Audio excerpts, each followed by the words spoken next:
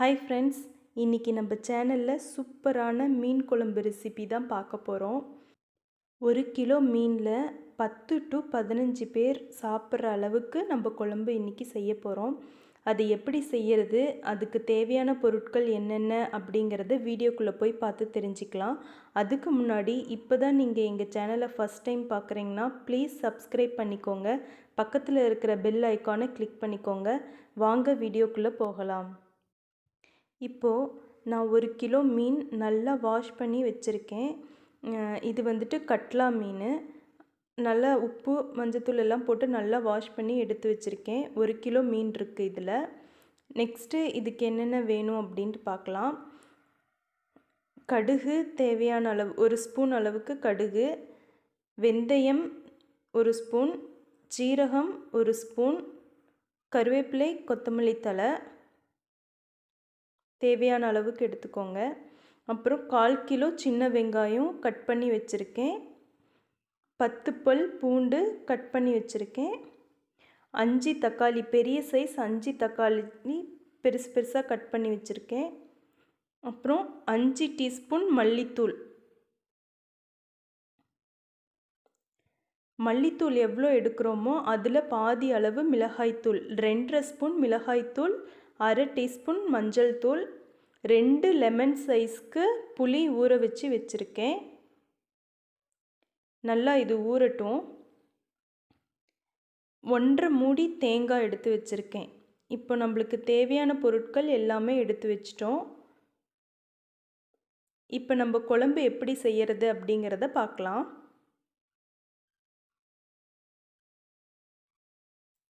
ஒரு கடாய் வச்சுக்கோங்க. கடாய் நல்லா ஹீட் ஆகட்டும்.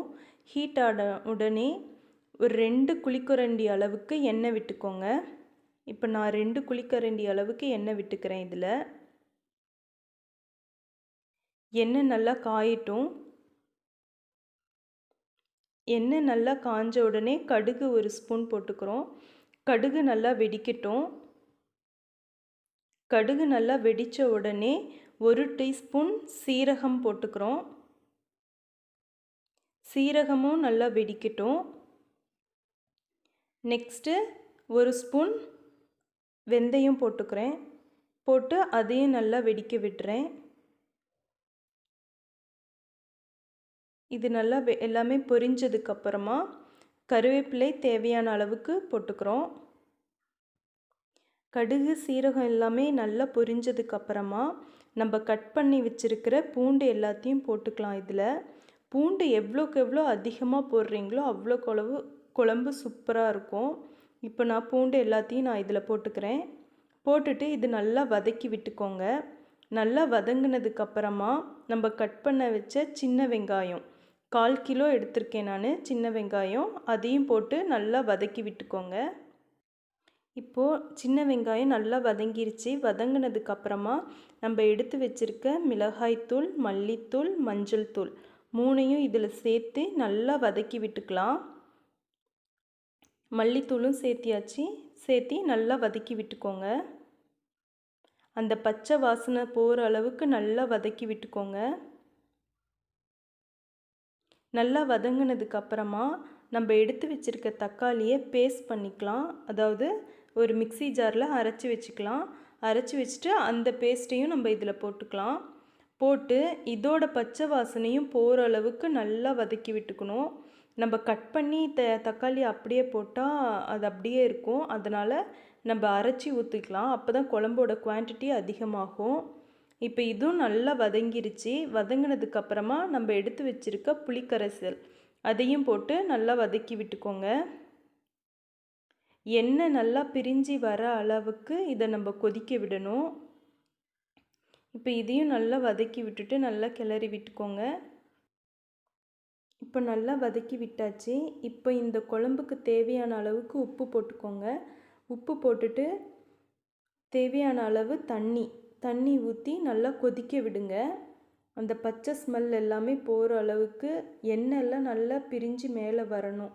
அந்த அளவுக்கு நம்ம நல்லா கொதிக்க விடணும். நல்லா இந்த குழம்பு ஒரு 10 நிமிஷம் கொதிக்கட்டும். இப்போ தேவையான அளவுக்கு தண்ணி நம்ம ஊற்றியாச்சு. ஊற்றி இப்போ இதை கொதிக்க விடலாம். குழம்பு இப்போ நல்லா கொதி வந்துருச்சு.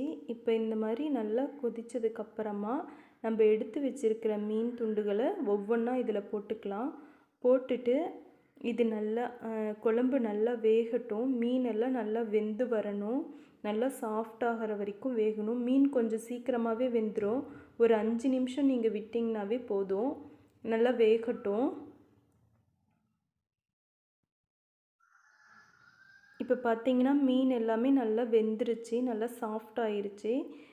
இந்த மாதிரி ஆன உடனே கடைசியாக நம்ம தேங்காவை அரைச்சி இதில் ஊற்ற போகிறோம்.